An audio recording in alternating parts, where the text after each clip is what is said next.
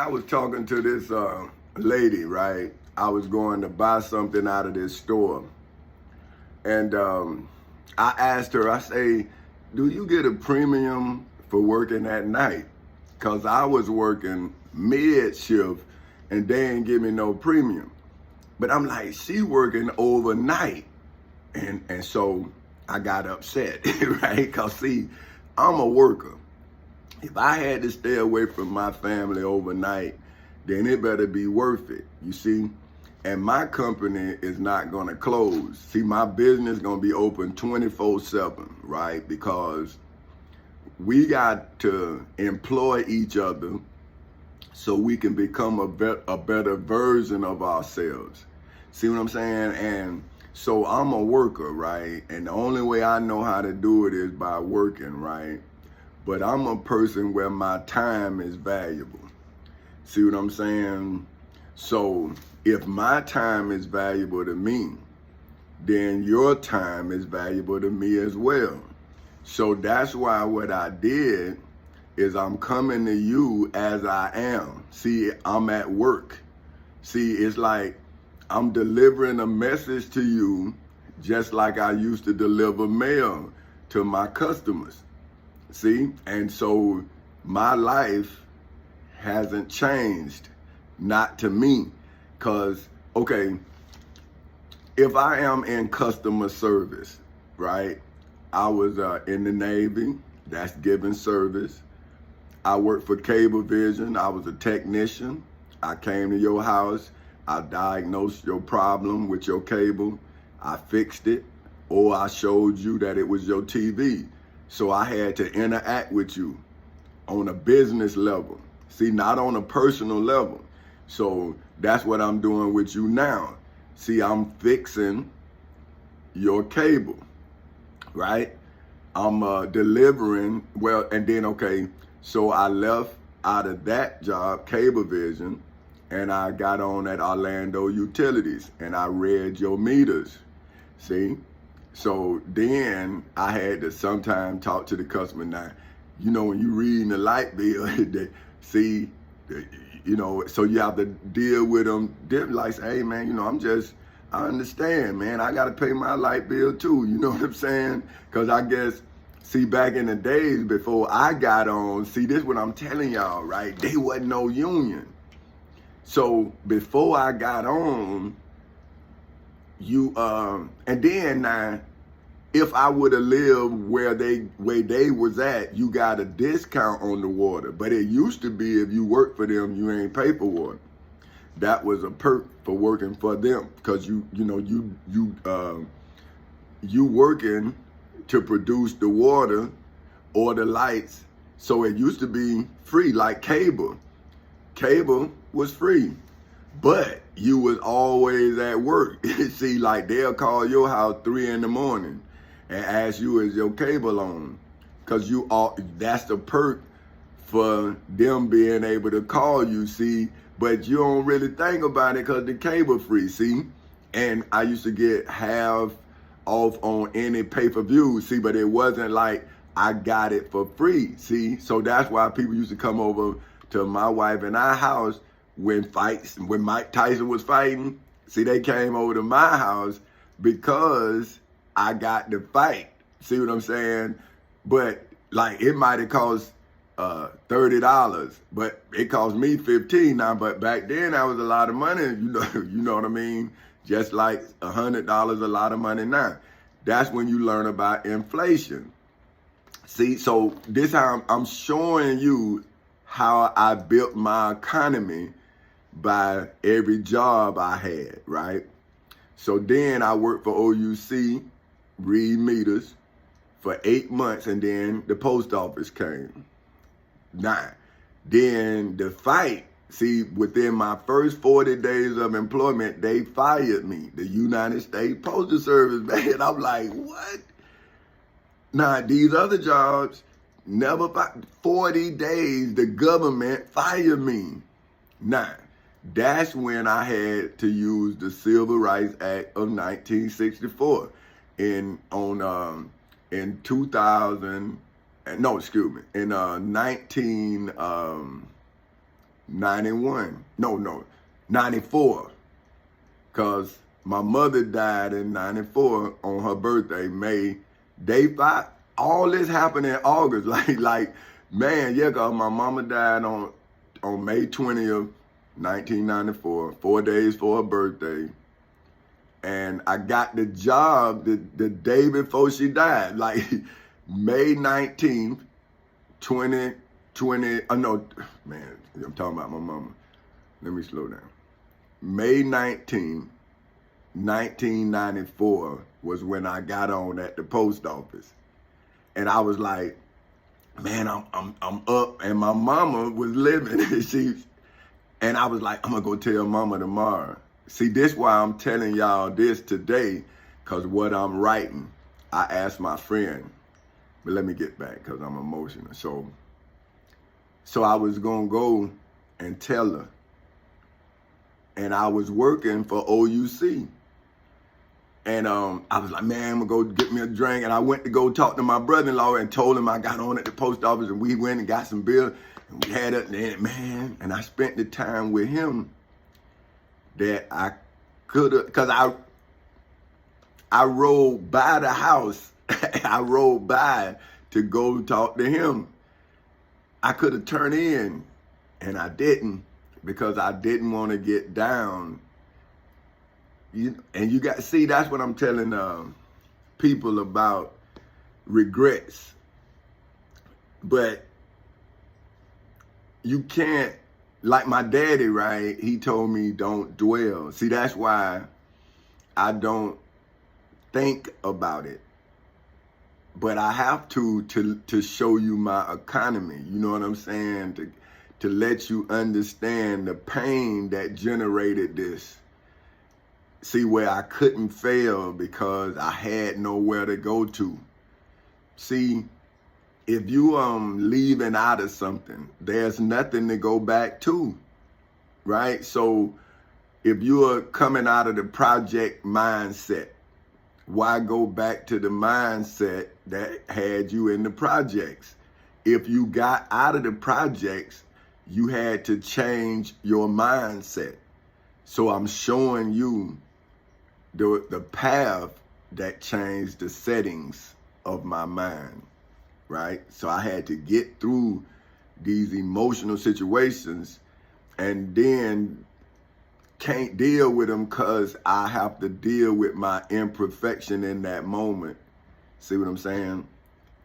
So, but now see, I'm at the core of me, and and my daughter showed me that I kept saying I'm sorry to my mother. See, that's what she didn't understand. Like, I kept apologizing by being what my mother told me to be. See, like, okay, mama, I'm not going to go to jail. I'm not going to do this because I should have went and spent that last moment with you and let you know. But see, but my mama had, they asked her, did she know my voice like 2 days earlier? See, she had brain cancer, right? She said no. See, and that hurt me. But but when my daddy came in, she knew who he was. She jumped. And I'm like, damn, she's scared still. Cause she jumped. She jumped like she was scared. And I heard it the way he said it, and I knew. See, he said it in his pimp voice. See, but that's the thing, right? Do people know, man? Like, do they actually know? See, he had pimped on the last day. He was still pimping. And I'm like, damn, And she understood. See, and damn, man, and you like, man, that's beautiful. You know what I mean? Because you understand the story, see? You understood. I did. Like, damn, I understand. But I got to run mine different. because I don't want my wife to ever jump at my voice. See, I want her to be like, huh? Like, man, he here. You see what I'm saying? Like, he here. And everything all right, because I hear his voice. See, if I hear his voice, everything all right. See what I'm saying? But my mother jumped because he let himself know that was still his hoe. See what I'm saying? And that's the pimp, man. Shit, that's what I'm talking about. See? But do a person that don't understand the life, do they understand the beautifulness of the moment when a pimp called his hoe for the last time? Because she answered. She was there. She did what she always did. Always. And that was all right, because I understood. See, I understood. But see, that's why I don't deal with it, because I didn't want that. See, I wanted the opposite. See? But I wanted that same thing, man, that when you say something, I don't give a damn what is going on. She there. Her mind was gone. She ain't know her son, but she knew her pimp. See? And that's when I knew, man, my daddy was a great man in his right. And that's all a man want is his lady to hear his voice and know he there. See? However it is, man, whatever it is. See? But it's up to the man to make his woman jump or calm at the sound of his voice. And see, now it's like my wife's scared of me. I'm saying, when? Why would you jump at my voice? Why? But see, that's when other people get in your business. See? And then what they do and how they run their business, they put in your business. See, that's why I'm showing you my economy. See, the tears, I paid for this shit, See, that's what I'm saying. Jesus wept. See, that lets you know he paid for it. See, what he gave you, he earned by watching. Somebody taught him that. Something happened, man, right?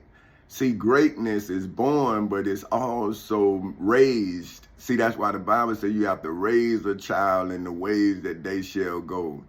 And sometimes it ain't easy, man. And so you have scars, they have scars, because it's you a product of the relationship. That's what they kept trying to tell me. But I'm telling them, man, yeah, but damn, man, this affected me. But see, they was living their life and they was happy, and they kept telling me that, like, hey, man, but I'm saying I'm miserable.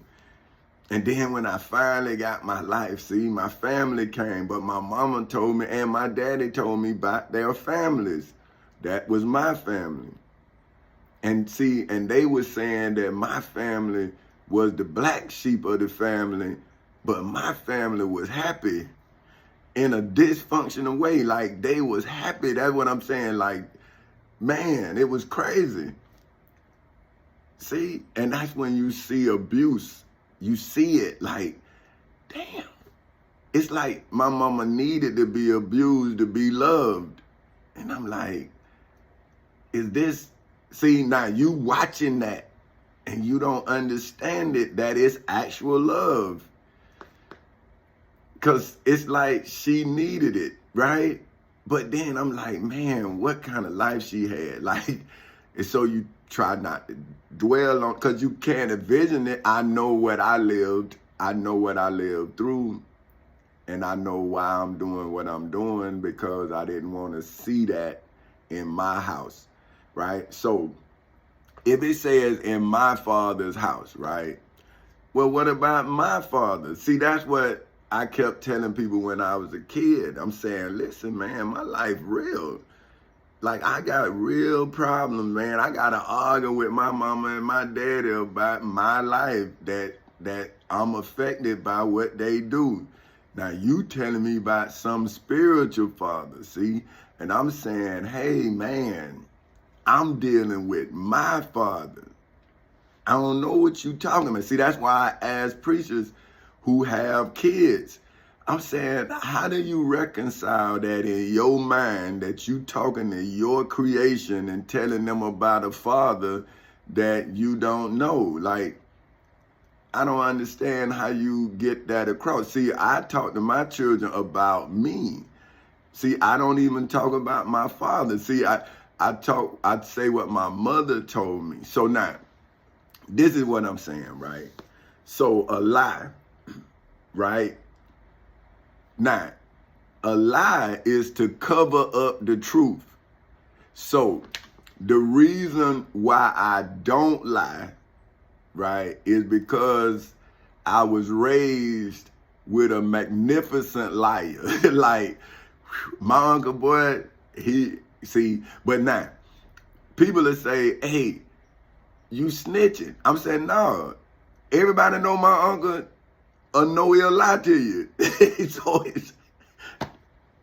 everybody who know him know that. He'll tell a lie. But it's a beautiful lie. Like, if he want to see you, he ain't just going to call you and say, hey, bro, I want to see you. He going to lie to you and tell you a lie so beautiful. You know he lying. He just want to see you. But you want to see if what he's saying could be true because you don't want to miss it. Ain't none of it true. But it's so beautifully told like that you want to see it. So you come and be lied to. But the liar you enjoy. You see what I'm saying? So you know you finna get some more lies, right? But they just so beautiful that you just sit there and listen, man. You know the man lying. And that's what I'm saying. But when I was growing up, what we was doing, we needed to lie about. But it was fun too. See, so if you with a liar, then you know the truth that he lying about. Because you did that with him. But me, I don't lie. So I let him talk to grandma. I'm just there because I'm little. So it's called plausible deniability. Hey, so she say something to me. I said, grandma, you told me to stay with him. I'm out of it. I put it back on her. I'm off the stand. Now, I'm in court though, and I'm listening to the lawyer. Boy, I'm talking about, boy, he giving it to her. Now, I know the truth, but the lie is so beautiful. That's what I'm saying, man. The lie was just like, golly, I wish we'd have did that too. Because what we did was amazing itself, right? So, okay, I'm going to tell you one. My grandmama, because I was supposed to be the responsible. Now, I'm 4 years younger than my uncle. So she tell me to wake her up. I got it. But my uncle, he say, hey, let's go get some weed. And I said, man, I got to wake grandmama up in an hour. Man, by the time we go over here, no, it was an hour and a half. By the time we go over here and get back, man, now we ain't thinking about the gas. See? How we gonna put the gas back in the car? We ain't thinking about that. But anyway, he made it seem like the time was gonna be just like he said. So we had to push the car out of the driveway down the street because she didn't want to start it. She'd heard it. So it's because her room was the garage. So my granddaddy came down, cause he was a brick mason. He put the wall up there and made the garage her room, cause